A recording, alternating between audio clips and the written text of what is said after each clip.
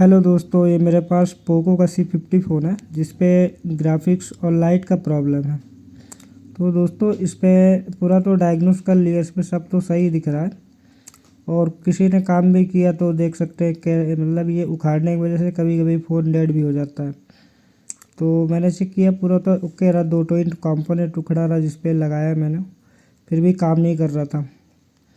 तो दोस्तों इसका प्रॉब्लम जानने के लिए ये आपको कुछ नहीं करना पड़ेगा। जो सामने आईसी दिख रही है आपको, ग्राफिक्स आईसी, ये सामने जो ग्राफिक्स आईसी है, आप इस पर एक थोड़ी सी पीपीडी लगा के, पेस्ट लगा के और हल्का आपको हिलाना है असेंबली आयरन से। दोस्तों अगर नहीं आ रहा इस पर, तो इस पर आपको आईसी भी चेंज कर देना। अगर नहीं आ रहा तो 100% प्रॉब्लम सॉल्व हो जाएगा। तो दोस्तों वीडियो देखने के लिए सब्सक्राइब करें चैनल को और अच्छा वीडियो कंटेंट मिलेगा आपको।